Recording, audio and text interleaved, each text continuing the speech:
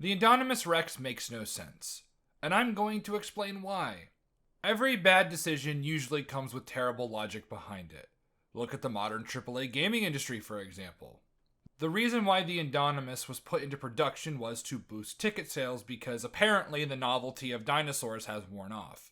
Couple things. First off, the novelty may have worn off, but interest in seeing dinosaurs clearly hasn't. The movie shows that Jurassic World still gets a lot of people, so it's not like the park is failing.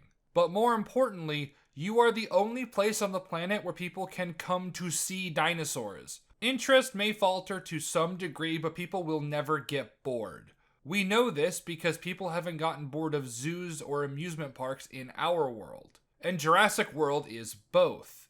Here's an idea. Instead of creating an even bigger affront to God, why not offer special deals on tickets or even lower the price of tickets a bit? And it likely isn't that the novelty of seeing living dinosaurs is wearing off, but that the park itself might be getting a bit stale. People aren't tired of video games, they are tired of the slop that is shit out by Western AAA developers. People aren't bored of movies, they're bored of the poorly written dog shit vomited out by Hollywood's collective colon. To assume that interest in seeing dinosaurs decline is retarded. But let's be honest, no one's impressed by a dinosaur anymore. People are still impressed by elephants and hippos when they see them at the zoo in the real world. People will be impressed by a stegosaurus. But even if we assume that is the case, then just add new dinosaurs. Hell, the park has a damn mosasaurus, meaning that you can get DNA from marine reptiles. Pliosaurs, plesiosaurs, ichthyosaurs, placodonts, nothosaurs. Surely these could all boost attendance and overall profits, right? It's like none of these retards opened a fucking book on Mesozoic life and skimmed through it. Or talk to paleontologists for unique dinosaurs and other life from that era to make an attraction out of. Instead, we jump to throwing out what little morality still exists within this park. Every time we've unveiled a new asset, attendance has spiked. Global news coverage, celebrity visitors, eyes of the world. I'm sorry, either people are growing disinterested with dinosaurs as a whole, or that they're growing disinterested with your park's attractions and their presentation. Pick one. And do I really need to spend any more time on this point? From a writing perspective, it's contradictory logic by itself and goes against what we're shown within the park and with people having a great time and showing massive interest in the attractions on display. From a purely business perspective, why in Terra's name are you funneling so much money and effort into a single attraction when your business is doing fine? There are so many other animals you could make an attraction out of that would fit the criteria of big and loud. For dinosaurs alone, there's Giganotosaurus, Mapusaurus, Carcharodontosaurus, Accurate Spinosaurus, Acrocanthosaurus, Albertosaurus, Torvosaurus, and Allosaurus, just to name a few off the top of my head. And that's not even getting into pseudoseuchians like Postosuchus, Facilosuchus, or Sarcosuchus. You have an entire facility that has multiple species of pterosaurs in it. You're telling me you don't think a Quetzalcoatlus, a 20-foot tall pterosaur, wouldn't be a big attraction? And this direction of bigger and louder and more teeth is completely stupid because it's incredibly limiting. The most interesting and unique dinosaurs are fairly small. Ambopteryx was a sparrow-sized theropod that took a different evolutionary path when it came to flight. It had a bat-like membrane that it used to glide with. Microraptor is a small relative of Velociraptor with flight feathers on its arms and legs that it used to glide. Both are very unique in design and would serve excellently as an addition to that weird educational room, going over the evolution of flight in theropods, what worked and what didn't work, all leading to how the first birds came about. They're also incredibly cute and therefore have a massive appeal. The merchandise alone would rake in millions. And the dumbasses running this park know this too, because there's a petting zoo with baby dinosaurs. What I'm trying to say with all of this is that jumping to a hybrid crime against nature when there are so many other options, especially when simply having a new attraction added has historically boosted sales and interest in the park as stated earlier, is complete and absolute retard logic that not even Disney or Ubisoft would implement. So the business side of things is a complete disaster, but is nothing compared to the creation of this abomination.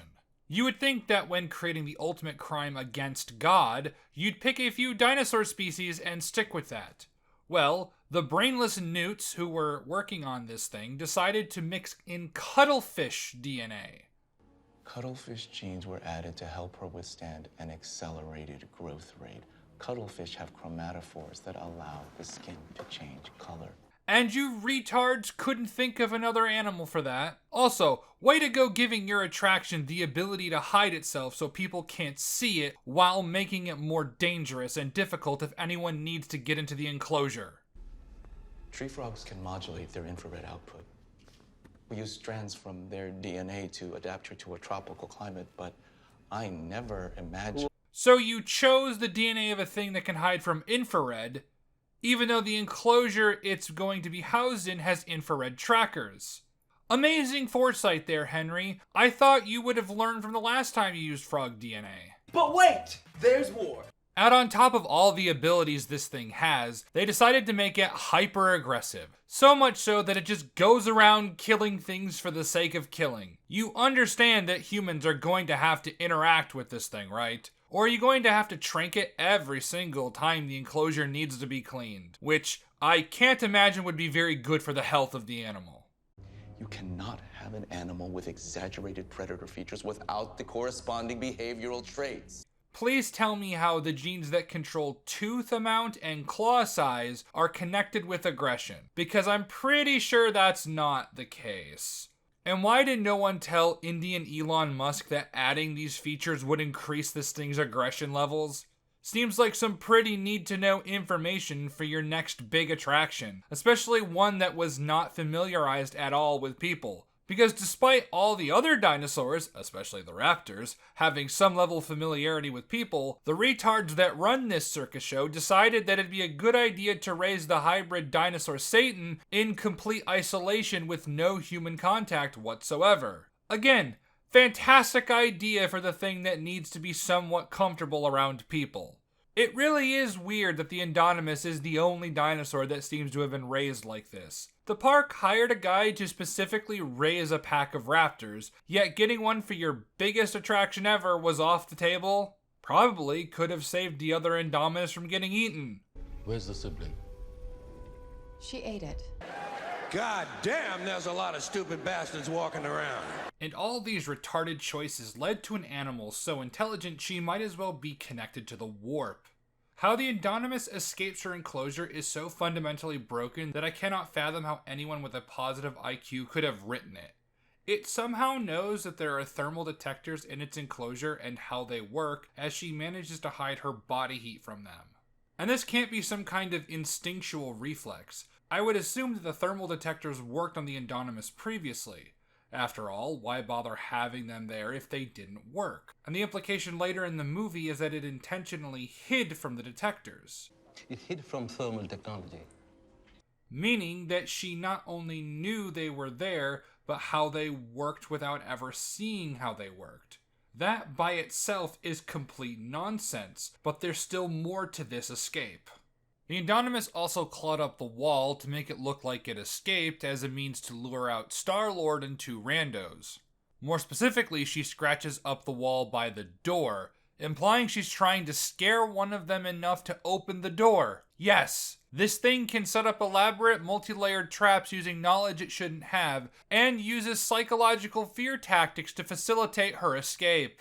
But wait, there's more. Later in the movie, when a plan to recapture the Indominus is put into action, she sets up another elaborate trap by ripping out her tracker and using it to lure the capture team. This requires her to know what a tracker is and how it works. Once again, knowing and understanding things she shouldn't. And yes, I know Star-Lord says she remembers where the tracker was planted.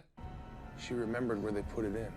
But that doesn't explain how she knows what it does. But Jake, I hear some of you protest. She's part raptor, and they're smarter than primates in this universe. Does being smarter than a primate give raptors, and by extension the Indominus, complete omniscience? Because it doesn't matter how smart something is, it still needs to learn. And the movie tells us that the Indominus grew up in isolation with little if any contact with humans. So I don't see how it could learn what thermal detection or a tracking device even is, let alone how they work. And speaking of raptors, how does the Indominus not only know it's part raptor, but also have the ability to give what I can only assume to be a convincing argument in favor of teaming up with her? I understand that maybe some of this would be instinctual, but we've established that the Indominus isn't very functional. Animals raised in isolation aren't always the most functional. So the fact it can immediately socialize perfectly on the first try is utter nonsense. It should have absolutely no idea how to socialize with a different species, regardless if it has raptor DNA, according to this movie's own logic. It goes beyond being smart and into supervillain levels of plot awareness. And it's a shame that the Indominus turned out to be a complete retarded mess of writing, because while the idea is silly, it could have very easily slotted in with the overall theme of Jurassic Park. Man tampering with and violating the natural order for our own gains.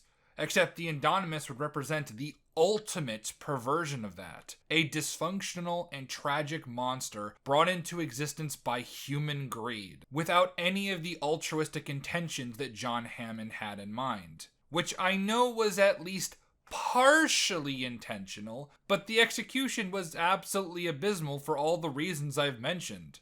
It's a nonsensical business choice, the people who made it are absolute retards, and her level of intelligence is so unbelievably high that it transcends the mortal coil. In short, the Indominus Rex makes no sense.